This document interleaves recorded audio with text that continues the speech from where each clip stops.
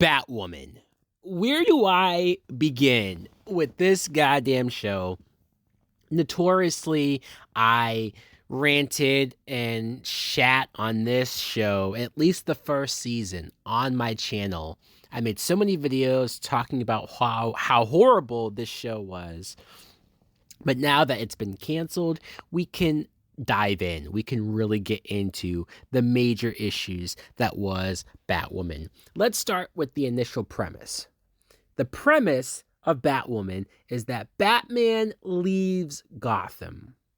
Now, I understand that this show is not supposed to be about Batman and that you don't want to play with the Batman character. And hell, because it's CW, clearly they don't have a lot of legal rights to do things with the Batman character. It kind of seems like Batman doesn't exist in their world, or if he does, he's never shown up in any of their world-ending events. It's very weird.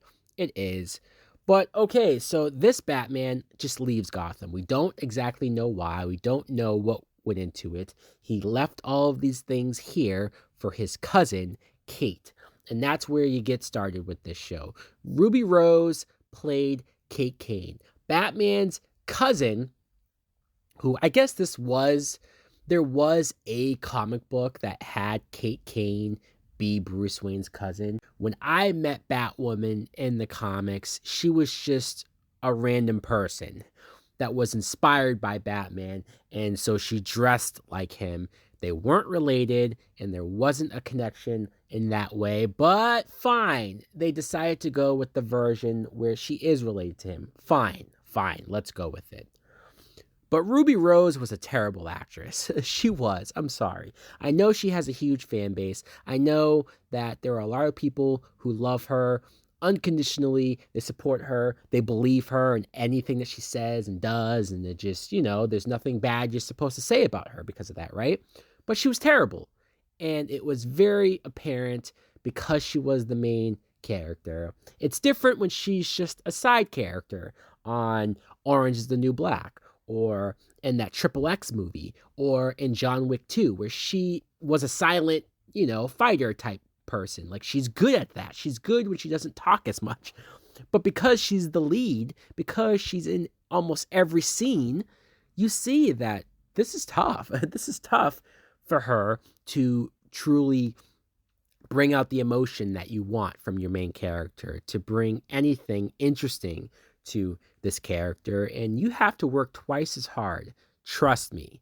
For Batman fans, or for people who are big comic book fans and wanted to see what CW would do with a Gotham-based show, you have to work twice as hard to have a main character be likable enough to where we don't care that it's not Batman, or we're okay with the fact that it's somebody else in the suit. And they failed. They failed with this casting. I know she had a name, and I know she probably did bring more eyes initially to the show than what would have been there before. But look at the drama and all of the bad that Ruby Rose brought with this show. Obviously, you had this huge controversy of Ruby Rose leaving the show. And they were back and forth with her saying that it was because she got injured on the set and that they didn't care about her and that they ran an unprofessional work environment and blah, blah, blah. And so, of course, CW fought back and said, no, she's a liar. She actually got hurt doing another movie, and because that other movie, though, was so small, they didn't have insurance, so she tried to say that the injury happened on the show so that the show would pay for her surgery. Oops. Oh boy, this just became a PR nightmare, I'm sure, for CW. I bet they regretted casting her now. And replacing Ruby Rose was so awkward because it was going to be obvious, right? Whatever you did with the Kate King character, it was just a black cloud now over the show. They initially decided to just bring a brand new character, Ryan Wilder. Just a new girl, a new character completely. She just pops up at the beginning of season 2 and randomly just finds the bat costume in the wreckage of a plane crash. Oh boy, this is terrible. So it looks like they killed Kate Kane off and just had another person find the suit, and she just starts to wear it, and she now is Batwoman. She had no real training. She had no real way of being able to use the weapons and use the costume the way that Kate Kane did. But hey, fuck it. Why not? Because we're just speed rushing through all of this. We're just flying at the seat of our pants to desperately replace this character. So, okay, fine. Now Ryan is Batwoman. Because I stopped watching Batwoman, I did not watch all of this go down, but I had to read the fate of Kate Kane and the explanation and what they did to this character. Even though I didn't like Ruby Rose in the role, and even though I didn't like the show, it boggles my mind, and I still can't believe that they did what they did to her, as far as her being captured by Black Mask and brainwashed and hypnotized into thinking that she's now his daughter, turning Kate Kane into a villain. Holy crap. This has to be one of the most convoluted and dumbest explanations for why an actor or a character left a show, and the reason that they're recast, which is obviously why they did the whole facial reconstruction and having, her get a new face from Beth, and just, oh my God, the low level of writing and storytelling abilities from the CW writers, from the Arrowverse writers. I have complained how lazy they are, how dumbed down they feel like their audience is, clearly. But this is the worst of the worst. This might be the worst thing that I have seen the Arrowverse do to any character. You might as well have just killed her off the way that they initially did. Or if you were going to recast Kate Kane anyways, why not have the new actress be there at the beginning and create a story reason for why eventually Kate leaves, or why eventually we would bring in a new character to be Batwoman. The way that they did this was so ass backwards and so confusing as to why certain things are happening, why she was gone, and why she comes back, and why she leaves again. Holy hell, this is terrible. And you're acting like your fans are so goddamn dumb that they're not going to be upset by this, or they're not going to ask questions. They're just going to sit there like drones and take all of this in and not think twice. But guess what? A lot of us did. Since CW, by this point, has been doing these superhero shows for quite a while, and there's been a few of them now, you start to notice a pattern. You start to notice that every single one of them, even if it was supposed to be a show about one character, like Green Arrow, like The Flash, you would see that every one of them would eventually develop a team of people around them that helped. Whether you had your guy in the chair, and you had your sidekicks, and you had your best friends, and you had your love interests, and all of them would end up either getting powers or just deciding, I want to wear a costume too. And Batwoman was no different. She too had your team. She had her guy in the chair, and Luke Fox, who was Lucius Fox's son. And she had Mary, who was like the best friend, the comic relief best friend. But boy, did I not care about these characters. Luke Fox I was more okay with him. And him eventually becoming Batwing, it does happen in the comics. So I wasn't so much upset with just him becoming Batwing. I was more upset that Batwing just became another sidekick character who was just there just to be there. If the plan is to do a spin-off with Batwing, then I'm all for it. You introduce it on the show, and then he goes off to have his own show. That's how it should be done.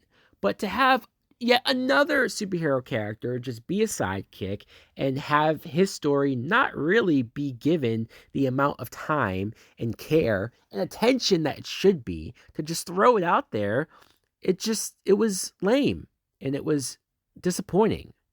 Mary, they made Mary, who was the silliest, goofiest character on this show. They turned her into a villain. And okay, fine. Maybe you wanted to surprise people. Maybe you wanted to break some hearts. Maybe you wanted to have this emotional turn for her. But they turned her into Poison Ivy. And it's not like it's revealed that her real name is Pamela Isley. No, no, no. She becomes a second Poison Ivy. This is the same type of shit that I had issues with Gotham, where you would have these secondary, thirdary versions of characters that we already know, that we already love. Oh, it's the new incarnation of Joker or Poison Ivy or whoever. Why? Why? Why? If you want to make Mary a villain, have her become a brand new villain. You know, she doesn't have to be the second generation of Poison Ivy. She doesn't have to be another version of a villain that you honestly sit there and say, I would rather just see the original Poison Ivy. I'd rather that Poison Ivy be the main villain. But again, this just became goofy and dumb and silly. Sophie, who was the love interest for Kate Kane, now just becomes the love interest for Ryan. And I get that maybe they liked that actress and they didn't want to just have to fire her or get rid of her all because Ruby Rose left. So, okay, fine. You decide to make her the love interest for Ryan. And there's something to praise for the show for having two Black female lesbian romance. That's something that you don't see hardly ever at all. And I will give them credit for committing to it, even if initially it was weird and kind of forced. But okay, fine. They tried. They tried to progress in some form or another. But then you have your classic Batman villains again being bastardized. I talked about the second version of a Joker. Yeah, they had this character, Marquise Jet, who he became inspired to become the new Joker. Oh, this was just so bad. This was just so hard to watch. It was. I'm always in the camp of if you can't do the Joker, if you can't do the real Joker, then don't do a knockoff. Don't do a wish.com version of the character. Don't. You could have had this dude become another villain. You could have all of these characters, all of these villains, just be brand new created villains. Even Batman Beyond did this, where because it was the future, they had more creative liberties to create new villains that were futuristic and whatnot. Batwoman could have done that, where if Batman's already had a history in Gotham where he's already fought a lot of these villains, you don't really need to bring back Scarecrow or Mr. Freeze or Penguin or all these characters that we know and love. You can just have a new generation of criminals. It makes sense, doesn't it? Hush is a fascinating character, I feel like, and he's a newer created character for Batman, and he has yet to be used in a live action movie. And so I was a little excited to see how they would use him in the show. And he was reduced, Hush was, as just a side character, a side villain who was like the bitch to Beth Kane, working for her, doing everything for her. And it was their way of having somebody portray Bruce Wayne, but it's not the real Bruce Wayne. And so it was a huge mess. It was. If you weren't going to have the real Bruce Wayne there, then just don't do the Hush character. Hush is so connected to Bruce Wayne on so many levels. He should have been the main villain of season 2 or season 3. What were they thinking by only doing a couple episodes with him? And speaking of villains, Beth Kane, I mentioned Beth Kane.